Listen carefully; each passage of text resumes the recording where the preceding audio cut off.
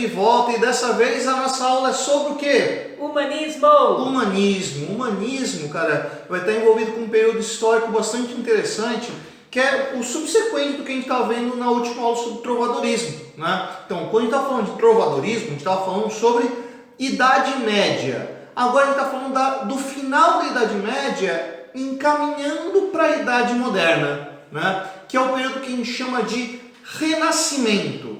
Bom, Renascimento você deve lembrar aí pelo Leonardo, Donatello, Michelangelo, as Tartaruga Ninja como um todo aí, né? Mas o Renascimento não foi só pintura e escultura, foi muito mais que isso, inclusive envolveu literatura, que é o que a gente vai trabalhar aqui, não é mesmo? Sim, só que o humanismo, ele vem antes desse período, porque o que acontece? O Renascimento, a arte renascentista, dentro da literatura, vai ser o classicismo. Ah, não, mas sim, quando a gente está falando já das Tartarugas Ninjas, que o Renascimento também é um período bastante longo, viu?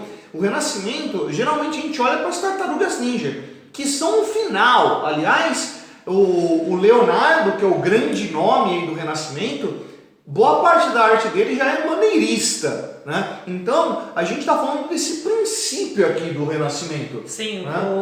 no caso, a gente vai de 1400 e pouco a 1500 e pouco. Tá, estamos pegando ali século XV ainda, quando isso aí começa a brotar. Que, aliás, é interessante a gente parar para pensar nisso, né? Ainda mais quem está falando da sociedade portuguesa, né? Porque, cara, no final do século XV para o começo do século XVI, que vai rolar ali o processo das grandes navegações e que vai gerar um efeito fantástico sobre essa população, certo? Então vamos lá.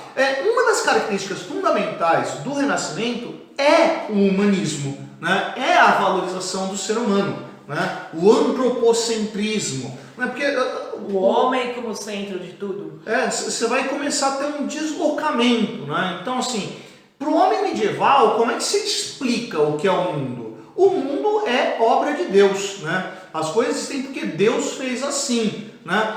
A partir desse momento, quando começa o Renascimento, vai ter uma outra perspectiva, que é o quê? Por que o mundo é assim? Porque a gente fez ele desse jeito, né? Porque é uma construção que é humana, né? Antropocêntrica. O homem é a medida de todas as coisas, não mais Deus, né? Então você vai ter uma nova perspectiva. Vê que eu relacionei a ideia desse período do humanismo com as grandes navegações.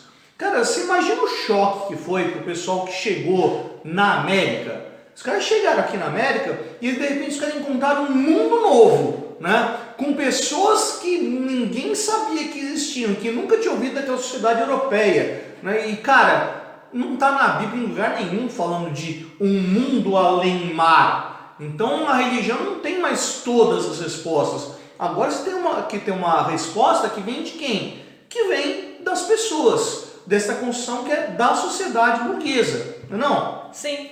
E aí o que é interessante também mencionar que, embora nós tenhamos aí a retomada aí de verdade, né, do período greco-romano, por que é de verdade? Porque num vídeo sobre trovadorismo a gente até comentou que havia essa busca por esse tipo de literatura, por esse tipo de conhecimento, que durante a Idade Média em si, a Alta Idade Média não acontecia, mas na Baixa Idade Média houve essa procura, nós comentamos isso. E isso foi colocado dentro da escolástica, né? Então o que no caso foi a religião, né? O que os monges e os padres fizeram, que o Fábio explicou, do Santo Agostinho e do São Tomás de Aquino. Eles meio que pegaram aqueles teores filosóficos e reorganizaram dentro de um discurso cristão, né? Então houve novamente essa redescoberta, vamos chamar assim, da questão greco-romana, mas dentro do período histórico ali relacionado ao trovadorismo, não era o greco-romano do jeito que realmente deveria ser, né? E justamente nessa primeira fase, que é uma fase de transição, tanto que chama-se humanismo, que pegou um século, né, mais ou menos, quase 100 anos, mas ele vai falar realmente de como era a filosofia greco-romana, pensando nessa questão da medida do homem, sendo a medida de todas as coisas. Lembrando que o homem é medida, né? A crença em Deus continua, né? O que não vai acontecer mais é colocar como se tudo fossem obras exclusivamente de Deus, porque Deus quis. Não, existe uma lógica dentro disso. Deus vai querer, mas é o homem que vai fazer. Aliás, eu gosto de usar um exemplo para a gente entender o que é esse pensamento do final da Idade Média, olhando para a igreja. Igreja é um troço legal para você conseguir observar o que é essa passagem, né? Quando você está falando da alta Idade Média, como é que vão ser as igrejas na Europa? As igrejas na Europa vão ter uma estrutura chamada de românica, né? Como é que é a românica, né? Aquela que tem 2 colunas e o arco romano, redondo. Então costuma ser uma igreja mais baixa, mais escura, mais opressiva, né? Gosto de dar exemplo pensando na Igreja da Natividade, lá em Jerusalém, né? Que para entrar onde estaria, né, o local lá onde Cristo nasceu, você passa por uma porta muito baixa. Então para entrar você tem que se inclinar, né? Porque o homem penitente se curva diante de Deus. No final da Idade Média, você já vai ter a Igreja Gótica, que em vez de ter aquele arco redondo, você tem um arco quebrado, né, pontudo para cima. Linda de ver. Alto que só. A igreja que pegou fogo lá na França. Notre Dame, por exemplo, né? Se você tá aqui em São Paulo, né, é só se pensar na Catedral da Sé, que não é gótica, né, mas é de inspiração gótica, né? Então é uma igreja muito alta, né? Você vai lá na igreja, na Catedral da Sé, não tem local na Praça da Sé que para ver a igreja inteira você não faça esse movimento. Você volta o rosto para cima. Então, na alta Idade Média, no começo, o homem se curva diante de Deus. Na baixa Idade Média, o homem encara Deus. Ele olha para cima, né? Não é um desafio. O cara continua reconhecendo a presença de Deus e a força dele. Mas a partir de agora, quem se relaciona com Deus é o homem. É o homem que busca a divindade. Não é Deus que está ali presente, o homem só tem que se curvar. Você vê, mudou a perspectiva, mesmo sem abandonar a religião. Vamos botar umas imagens de igreja românica e gótica? Vamos. Rapidão, olha aqui, ó. Sanctus, Sanctus. E voltamos, né? Então, que outra característica tem importante desse momento, professor? Então eu comentei sobre essa questão do grego e mesmo assim da questão da divindade, para saber que nós tivemos aí 2 características importantes, né, nesse período. A primeira, sim, foi justamente uma ridicularização da escolástica, que apareceu no trovadorismo, né? E até a figura do Papa foi fragilizada devido a essas questões de mudanças que você comentou. Então nós tivemos aí, obviamente, com o desenvolvimento das cidades, até a peste negra ajudou a diluir esse cenário que nós tínhamos antes, né? Então, olha aí as pestes, né? Mudando realidades, mudando culturas, né? Isso é interessantíssimo, né? Super atual, inclusive. Então, isso ajudou com que fosse reconstruída a questão cultural, inclusive. E aí, professor, entra aquela questão de Portugal. Onde está Portugal nisso tudo? Portugal está lá vivendo, existindo, bonitinho. Já tinha conquistado todo aquele território dele dentro do movimento da Reconquista. Então, todo aquele espaço, né, territorial que nós conhecemos de Portugal hoje já foi conquistado hoje, nesse período. Portugal existe mesmo, assim, né? Tem islâmico ainda lá no sul da Espanha, mas eles já estão se livrando desse pessoal. Sim, e aí nós comentamos sobre Dom Diniz, né, lá no trovadeirismo, que tinha sido assim um rei fantástico que deixou um monte de canções trovadorescas para nós, né? Bom, Dom Diniz já não vive mais, né, infelizmente, já morreu nesse período, mas o que a gente vai ter aí é justamente o Dom Pedro I, que vai pertencer à dinastia de Áviles, né? Não confunda o nosso Pedro I com esse Pedro I. O nosso Pedro I foi virar o Pedro IV de Portugal, ó. Tem chão, tá? O nosso Pedro do século XIX, esse falando do século XV. É o filho do João I. Filho do João I, apesar do nosso Pedro ser filho do Dom João VI, mas tudo bem. E foi o João que tomou o trono? Foi.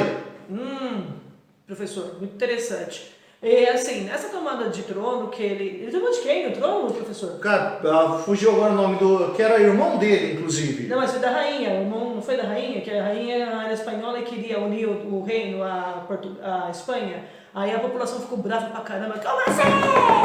A gente não quer se unir aos espanhóis. O problema entre Portugal e Espanha, cara, passou por uma série de questões desse tipo, porque Portugal, no final, era um condado espanhol que pediu independência, que separou lá, né? Então, essa rusga Portugal-Espanha vai ter uma duração muito grande, inclusive mais para frente vai ter a União Ibérica, né? Mas não faz parte desse momento quando a Espanha funde Portugal ao seu território. Vamos seguindo adiante aí. Seriam portugueses hobbits? Ah, brincadeira, brincadeira. Vamos lá. Então, o que acontece? O Dom João I, né, quando conseguiu lá tomar o seu reinado e tudo mais, ele também vai ser um rei que valoriza as letras e a cultura. Show? E aí? E daí, né? Ele vai também escrever, igual fazia o Dom João, ele também acaba escrevendo alguma coisa. Mas é que a cultura que está influenciando o mundo, e aí a Itália começa a aparecer bastante nesse momento, também vai ser consumida por Portugal. Né? Tanto que a gente vai ter aí como influência a Divina Comédia. Sim. Que Aliás, né, a Divina Comédia, o Boccaccio também, né, estão ligados a esse momento da peste negra, né? Quando você pega lá o Boccaccio, cara, o Boccaccio, ele escreveu lá o Decamerão falando sobre a peste negra, né? Sobre esse ambiente urbano em esfacelamento. O Dante Alighieri também escreveu lá a Divina Comédia, e ele vai escrever no exílio dele durante o conflito que vai ter lá entre os guelfos e os bibelinos, lá na cidade de Florença, né? Então, você está vivendo um momento de uma intensa ebulição política, social, cultural dentro dos espaços urbanos e que obviamente vai afetar a escrita. E uma escrita que é burguesa, né? Porque quando você pega, por exemplo, o Dante Alighieri, ele é importante pra caramba, por quê? Porque ele foi o primeiro cara na Itália que escreveu em italiano, ou melhor, em florentino, né? Ele escreveu no dialeto de Florença, porque não tinha um idioma italiano, né? Lembra que a gente já falou em outros momentos aí sobre essa ideia da construção da ideia de nação, né? Que vai se concretizar no romantismo, que foi a nossa primeira aula. Mas está ligado a essa sociedade burguesa. Então você tem uma identidade que vai se formar principalmente a partir da língua. Pois é. Se for de Florentino, aí Florentina. Você vê que tudo vale a pena pra gente. Então, gente, brincadeira novamente, hein, pelo amor de Deus. E também nós tivemos a figura do Petrarca. O Petrarca está dentro da poesia, né? Ele fez ali vários versos decassílabos que inclusive vai influenciar bastante Camões. Então a gente tem pessoas ali que influenciaram diversos outros autores que vão se servir nos séculos posteriores, né? Como Camões como exemplo. Mas embora a gente tenha falado de Petrarca, o grande lance é esse que você falou do Boccaccio, né? E do Dante. Por quê? Vocês percebem que as narrativas são narrativas reais, são quase crônicas, na verdade. E o próprio Dante é muito legal que, não sei se você já conhece a Divina Comédia, mas é sensacional. Se você não conhece, eu tenho um vídeo sobre isso, eu vou colocar um card aqui. Exatamente. E qual é o lance da história, né? Como se o Dante tivesse, aliás, em vida, né? Ele estava vivo, ele não morreu, ele foi convidado por um filósofo para conhecer o céu, a terra e o purgatório. O Virgílio? Minto, o inferno, o céu e o purgatório, não a terra. A terra já vivia. Né? E é o Virgílio, né? E o Virgílio, coitado, né? Ele não podia subir aos céus porque, como ele era... Nasceu antes de Cristo, né? Não era cristão. Não era cristão, então ele não tinha o céu. Mas olha a referência... Poesia clássica. Exato. Roma. E aí o interessante é que o Virgílio vai apresentando todos os círculos do inferno pro Dante, e depois, quando chega no purgatório, né, Beatriz... Não, ainda no purgatório está o Virgílio. Não vai pro céu Beatriz, que ele manda a Beatriz lá. Que é a musa do Dante. A grande paixão dele, que ele viu só 2 vezes na vida. Mas é a musa. E o que é interessante disso? Ele bota um monte de gente conhecida daquele período no inferno, gente. Então você tá lendo lá, todo mundo que os desamores do do Dante, tá tudo no inferno. E o barato é que ele não escreveu o livro inteiro de uma vez. Ele começou pelo inferno, aí passou anos ele escreveu o purgatório, passou anos ele escreveu o paraíso. Quando ele escreveu o inferno, ele era jovem, ele tinha acabado de ser expulso de Florença, ele estava muito pau da vida. Mas ele é ofensivo pra caramba. Na hora que ele chega no céu, ele já tá velhinho, né? Já tá no final dele, ele já tá mais tranquilo. O céu fica até meio chato, assim, porque tudo tão bonitinho. Eu sou chata, eu confesso. Nossa, eu devorei. Eu lembro que na época que eu li, eu devorei o inferno, assim, rapidinho no céu. Meu Deus do céu, como é difícil. Que, aliás, né? Você sabia que quem chamou de Divina Comédia foi o Boccaccio? Né? Pois é, cara.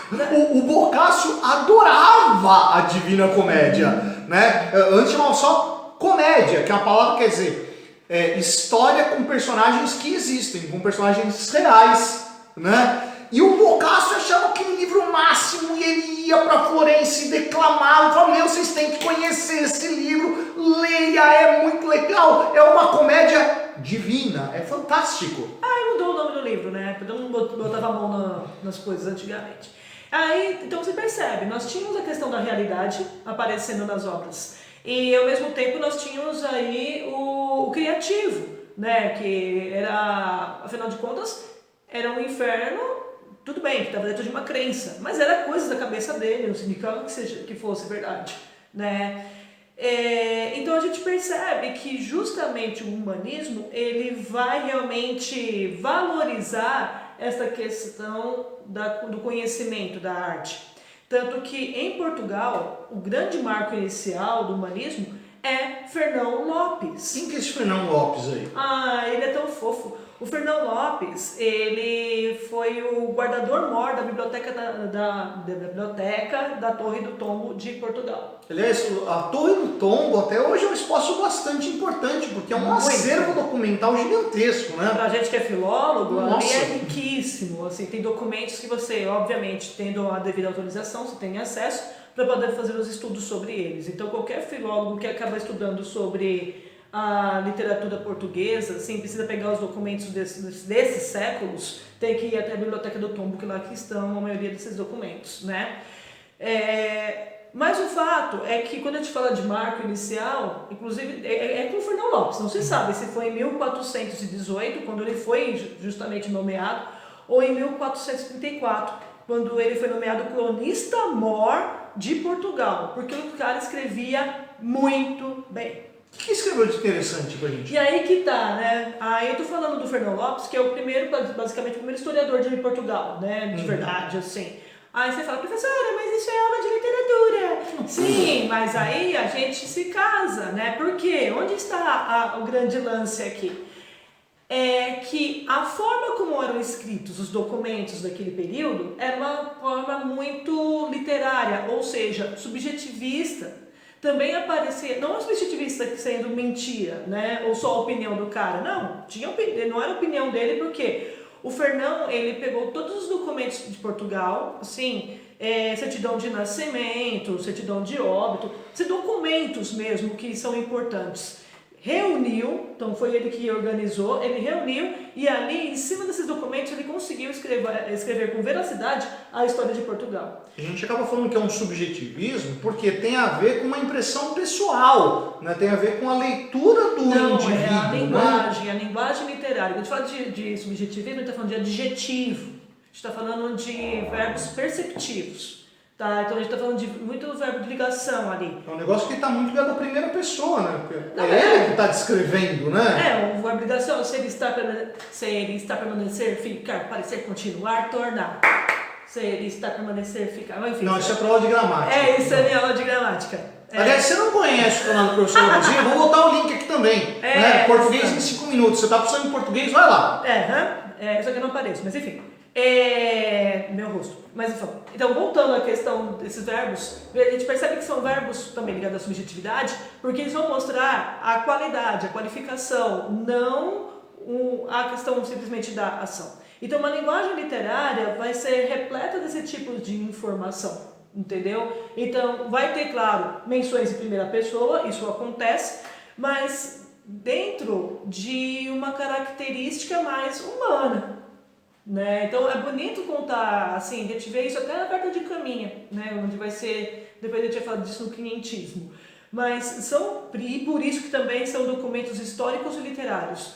Porque é histórico, porque são histórias reais. Inclusive a palavra crônica deste período, a palavra crônica tem dois significados, né? Pelo menos nessa parte literária.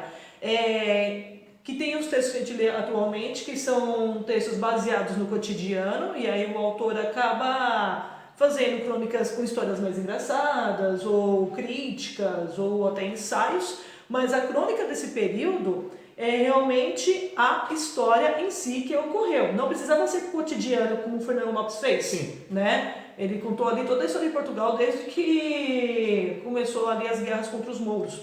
Mas a forma como ele conta isso torna o texto literário, que é a coisa mais linda, né? E fora essa questão também documental, a gente tem os livros de cavalaria, livro de linhagens, livros de falcoaria, que a gente tinha mencionado. As canções de gesta, né? Aquelas que contavam os contos arturianos e coisas do gênero. Isso, e nós já tínhamos comentado no trovadorismo. Só que a gente comentou aqui, inclusive, que em Portugal, no período trovadoresco, essas obras eram traduzidas. O português ainda não produzia esse tipo de obra. Já agora, no humanismo, isso já é feito em Portugal. Então a gente vai ter ali as novelas de cavalaria, o livro de linhagens, realmente feito pelos portugueses, né? No caso, a gente vai mexer de novo com os reis que vão escrever sobre isso. Né? Por exemplo, o livro de montaria foi feito por Dom João I. Primeiro. Desculpa, professor. Vergonha. Pecado mortal. É a partir do 10. Ou seja, é uma prosa didática ou doutrinatória, inclusive, né? O livro de falcoaria foi feito por Pedro Menino. E é lindo, né? Que ele ensina realmente como educar um falcão para poder fazer as caçadas. Você percebe o título? Livro de montaria, livro de falcoaria. É manual. É manual. É autossugestivo, né? Novamente, vai ter um caráter literário devido à forma como foi escrito que eu acabei de explicar. É o subjetivismo. Sim. Olha isso. O livro conselheiro e livro da ensinança de bem cavalgar toda a cela de Dom Duarte. Né? Ou seja, não basta ser rei, tem que ser professor. Você percebe que os reis antigamente eram muito bacanas, né? Os caras iam pra guerra, ensinavam o pessoal, era bastante ativo, né? Aí a gente tem lá do filho bastardo de Dom João, desculpa, que é o livro da virtuosa benfeitoria, que na verdade é uma adaptação de benefícios do Sêneca, né? Então é quase um plágio, né? E a poesia? Inspiração não autorizada. E a poesia, professora? Então, como eu falei, vai ser um período mais centrado nessa questão da prosa. A poesia vai aparecer no teatro, né? A poesia não vai ser muito colocada, embora nesse período a gente tenha um grande marco também em relação à poesia. Quem não? O quê? O quê? Ela deixa de ser obrigatoriamente cantada. Entendeu? Então a poesia precisa ser mais cantada igual era até então. Não precisa mais do jogral lá com o instrumento dele. Não, ela pode ser declamada. Então não precisa ser só aquela pessoa que canta bem que vai cantar poesia, né?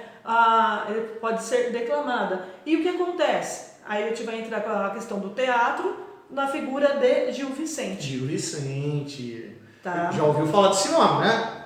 Nossa, Gil Vicente é maravilhoso. E o que é legal do Gil Vicente, primo, voltando à questão da poesia dentro do teatro, que é uma coisa extremamente greco-latina. A gente vai falar de novo de papel, né? A gente vai falar de novo de onde anotar isso. Porque nós documentamos lá no trovadorismo que não existia, assim, não era fácil. Mas era muito caro o papel, né? O papel ele foi inventado no século XI, conforme já falamos, mas ele era feito pelos chineses, né? E também tinha o papiro, mas era muito difícil de fazer. O papiro rasgava, quebrava, né? O negócio era um pergaminho mesmo. Era um pergaminho. E a gente falou que tinha que ralar, tinha que matar. Primeiro tinha que matar um animal. Esfolar ele, secar o couro. Secar o couro, que durava dias, aí depois ficava raspando para tirar todo o pelo, para ficar bem lisinho. Imagina o trampo que era isso, né? Então não era fácil. Então como vai fazer teatro? Né? Como que a gente consegue fazer teatro dessa forma? já explicou que por meio da poesia você consegue lembrar dos versos e da história, enfim, de uma maneira muito mais fácil, né? A gente até comentou na aula de romantismo, bota mais um. Ah, vai ter linha, vai estar tudo descrevido aqui, descrito, descrevido é horrível, né? Então, a gente comentou na aula, né, que você pode fazer músicas assim, extremamente longas e você vai lembrar disso, né? Caramba, tipo, ontem eu tava lembrando da música do Fofão.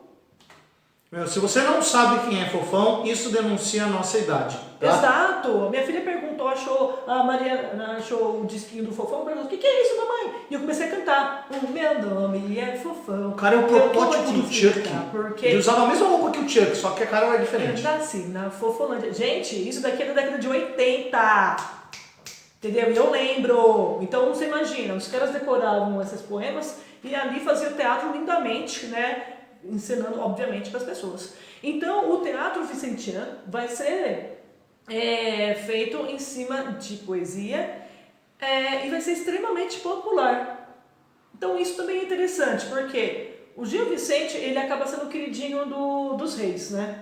Porque ele, inclusive, ele chegou quando esqueci o nome da rainha, ela estava grávida. Ixi, eu já não lembro dessa época do Gil Vicente, quem que estava reinando em Portugal. 1400. Assim, mas a rainha estava grávida e aí ele fez uma peça, ele entrou lá no castelo e fez uma peça para a rainha e ela ficou encantadíssima e pediu para que ele ali começasse a fazer outros teatros para ela também. Então ele era chegado à corte, né? Embora ele não fosse naturalmente um homem da corte, mas ele era chegado à corte, então ele era o protegido. E mesmo tendo acesso a essa tradição grega, né, porque a corte estava tendo esse acesso e tudo mais, em que a peça era dividida principalmente em 3 unidades, que eram o tom, tempo e espaço, e principalmente, o que é isso que é interessante no teatro grego, o público já tinha que estar educado, porque a peça ela não contava tudo o que acontecia, ela já começava num certo ponto ali, mas o público conhecia a história. O cara já sabia da história antes de ver, o que era importante é saber como a história era contada. É tipo Star Wars. Todo mundo conhece. Não, mas assim, no início do Star Wars não tem todo um prólogo ali contando o que estava acontecendo. As letrinhas subindo, manja? Exatamente, aí começa a história ali, então você é colocado na história para depois entender o que está acontecendo. Aliás, tem um negócio interessante que fala do teatro nesse momento, porque acontece o seguinte, o teatro só reaparece por causa da cidade, porque a partir de então começou a ter público. E assim, depois do fim do mundo da antiguidade clássica, o teatro foi esquecido, porque durante o feudalismo você não tinha público, você não tinha como juntar o pessoal para ver a peça.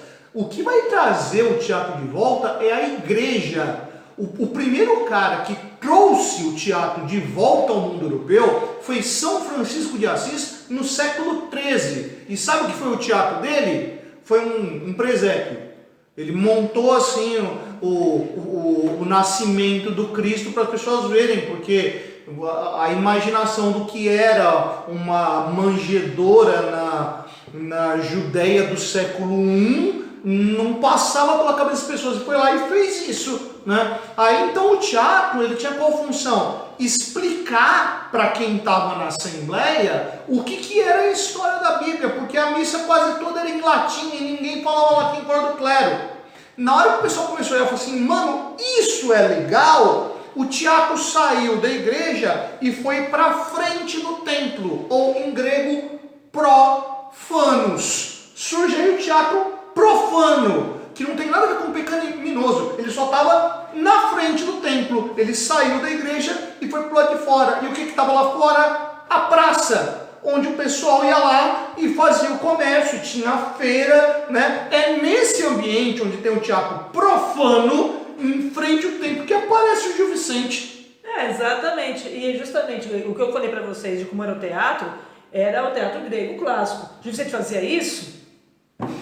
Ele não nasceu na Grécia. Não, ele fazia exatamente isso que o Fábio acabou de falar, tá? Então, ele era um teatro educativo, né? Tanto que ele vai estar ligado na arte popular, e os personagens deles não eram personagens com profundidade psicológica, né? Mas que tinham grande parte da psicologia daquele período.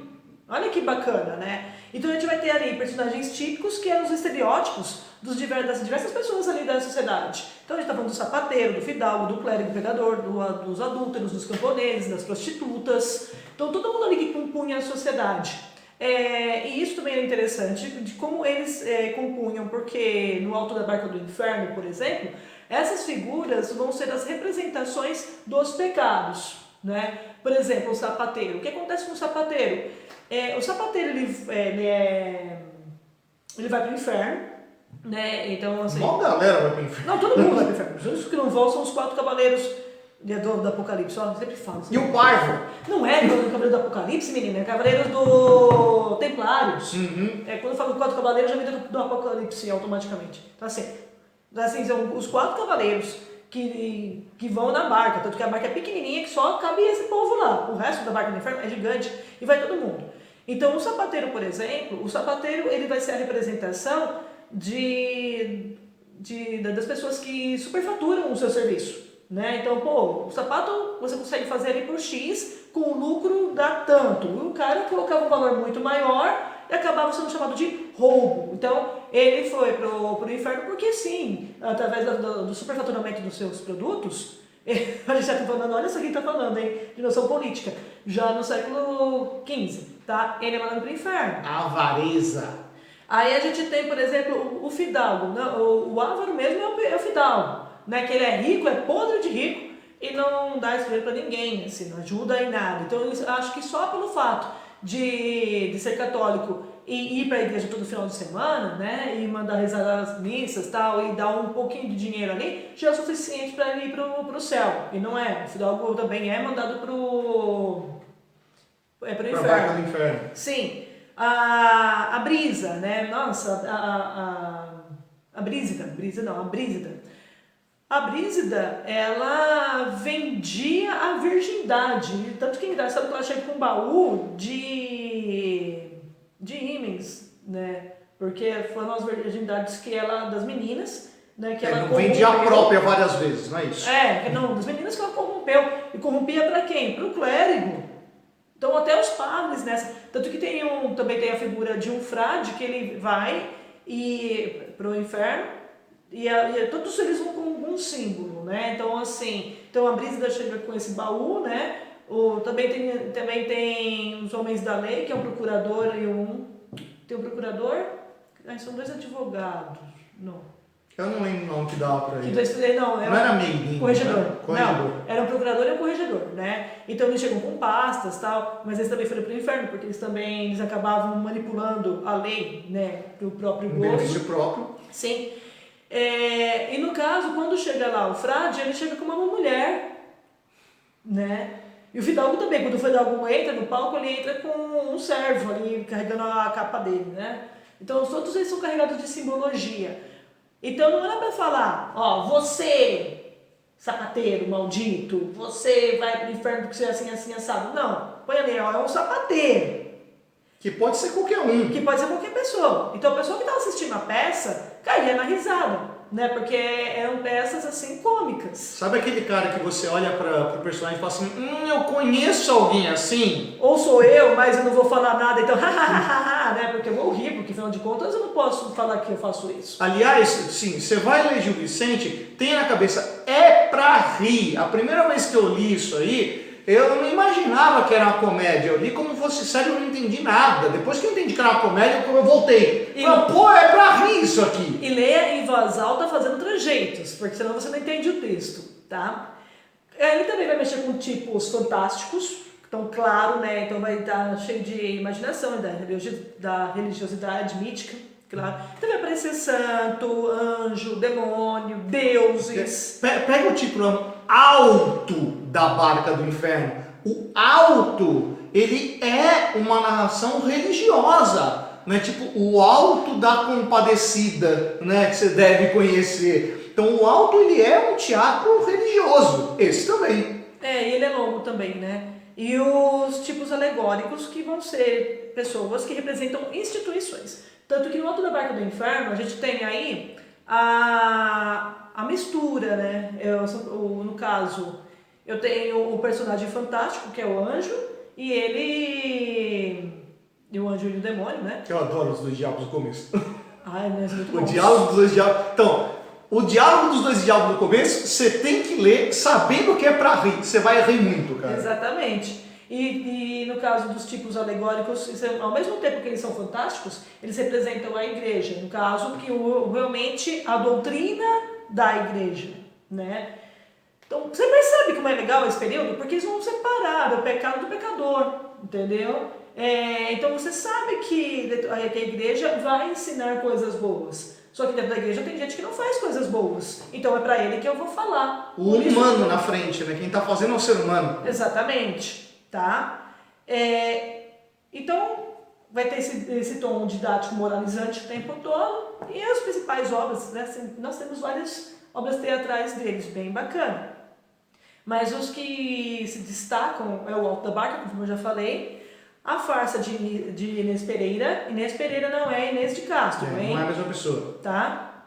Deixa eu falar da Inês de Castro, gente. Ainda não. Tá, A gente fala de Inês de Castro. Tá, então a Inês Pereira. Bom, primeiro, farsa. O que é farsa? É um teatro de um ato só, né? Ele é mais curto, né? Que tem a farsa atualmente, que é o farsante, que é uma mentira. Mas aquele período da farsa, porque era É uma história breve, né? feita de um ato só. E é engraçado que essa peça, ela nasceu de birra, porque tinha lá um desamor do Gil Vicente que falou que ele ficava plagiando as peças.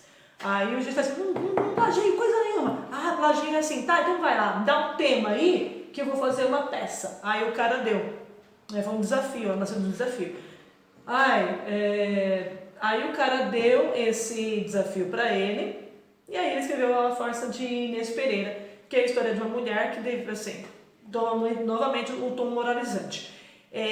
Mulheres naquele período deveriam ser reclusas em sua casa, preparar as coisas, aprender a trabalhar para seus maridos, para poder servi-los.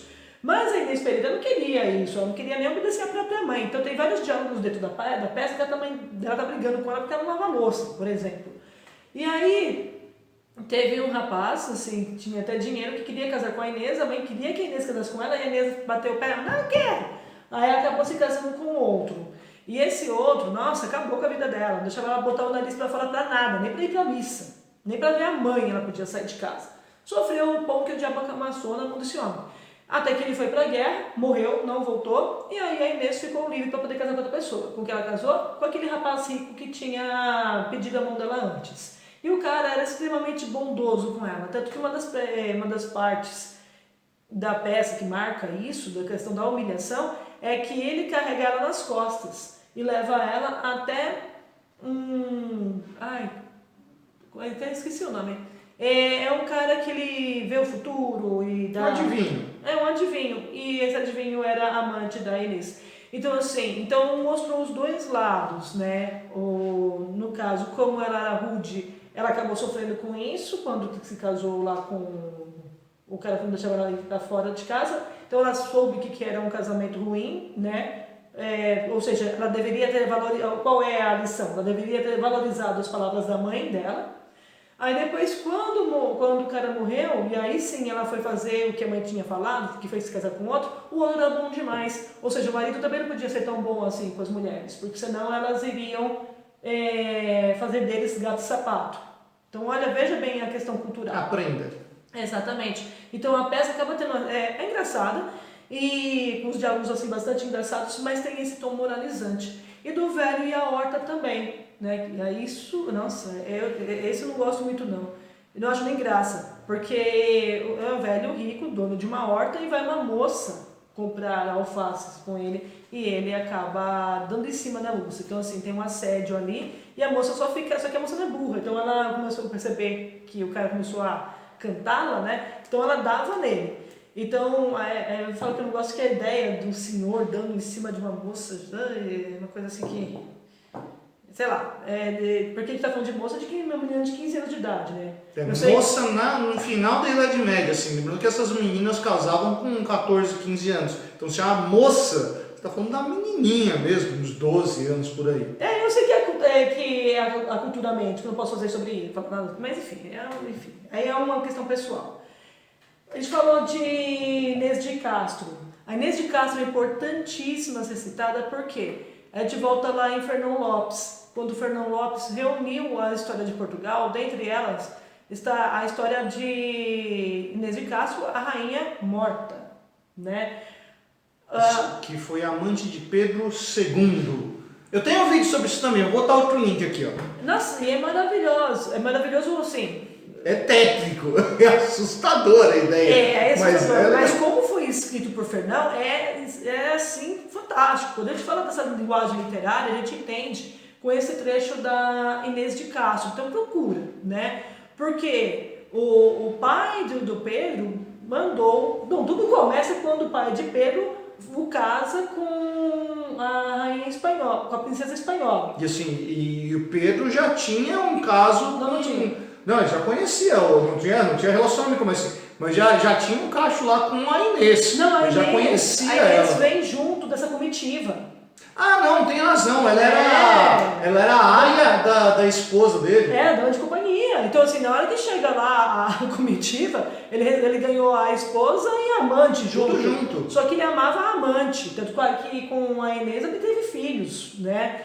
E aí acontece, a princesa morreu. Aí o pai enlouquecido falou, não, mas meu Deus do céu, ele vai casar com uma amante, não pode. Foi lá, mandou 3 algozes matar a amante. Você falou sobre isso? Falei. Né? Não, então, é rico, assim, os detalhes disso. Mandou matar, o Pedro ficou possesso, saiu do reino. Só que aí o pai morreu, né? Então quando o pai morre, ele volta como rei, fala, então vamos resolver isso já. Eu quero os 3 algozes aqui. E aí manda matar esses algozes, assim, com... requinte de crueldade. Nossa, Ele cara. mandou tirar o coração de um pelo peito e o coração do outro pelas costas. O carrasco falou, pelas costas vai ser muito ruim, vai dar muito trabalho, vai machucar demais, o sofrimento vai ser longo. Esse eu quero assim, arranca pelas costas o coração. Isso está escrito.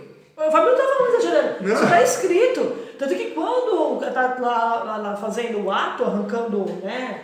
Em vida, o cara tá vivo arrancando o coração dele. O Dom Pedro estava jantando. Assistindo a bagaça toda. Assim, e aí o que o cara mandou fazer? Mandou desenterrar a Inês. Né? Já estava morta fazia tempo, viu? Estado assim, de decomposição, assim, interessantíssimo. E mandou, assim, a coroou e mandou o reino beijar a sua mão. O rito de beijar-mão era um rito assim, comum em Portugal e que por um bom tempo sobreviveu só em Portugal, né? Do súdito, para reconhecer a autoridade do rei, ia lá e beijava a mão dele. Pois é. Fez com a mão morta, cara. Pois é. E aí depois deu um enterro de rainha para ela. Tanto que até hoje, lá no mosteiro dos Matozinhos... Não, Mosteiro Jerônimos. Dos Jerônimos... Que é onde está o Camões e o Vasco da Gama, né? Se eu não me engano. Se eu não me engano, sim. Então tá lá perto do altar os 2 túmulos, o dela e depois o dele. Os 2 túmulos, inclusive, são muito parecidos, assim, com o túmulo dela tá em cima dos 3 algozes, assim. Então colocaram em pedra os 3 algozes, aí pedra, tá, gente? Não é pessoa de verdade, não. E lindo, maravilhoso, assim, os enfeites, com 3 anjos chorando por ela, e no do Pedro a mesma coisa, né? Então tá lá o túmulo com um cachorrinho no pé dele, que ele tinha um cachorrinho que ele, na verdade, ele gostava bastante de caçadas, né? Então o cachorrinho também representava essas caçadas. Fora o sinal de fidelidade. Sim, e os anjos, né? Essa história que tá em Fernão Lopes, em Fernão de Castro, ela é uma história interessante, né? Que dá um medinho assim, mas ao mesmo tempo é uma grande história de amor. Porque vocês forem ver, olha tudo que foi feito por amor àquela mulher, né? E ela acaba servindo de inspiração e acaba sendo depois reproduzida, comentada por Camões em Os Lusíadas e até pela poesia do livro Mensagens do Fernando Pessoa, do século XX. Então, o Fernão Lopes, ele vai servir, inclusive, de repertório para o Camões escrever Lusíadas, por isso que é tão importante falar dele também e dessa história, e de como essas expressões... Agora Inês é morta. Eu falei das expressões da cultura portuguesa. continua viva entre eles. Tanto que tem essa frase que o Fábio acabou de falar, né? O agora Inês é morta, em relação a essa história que nós falamos. Adianta fazer alguma coisa? Não adianta, né? Agora a Inês é morta. Agora Inês é morta. Entenderam? E aí, cara, curtiu a aula de hoje?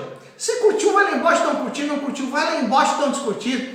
Essa é a literatura do Suetônio. Eu sou o professor Fábio. Eu sou a professora Rosi. E você, meu amigo, você deveria estar estudando.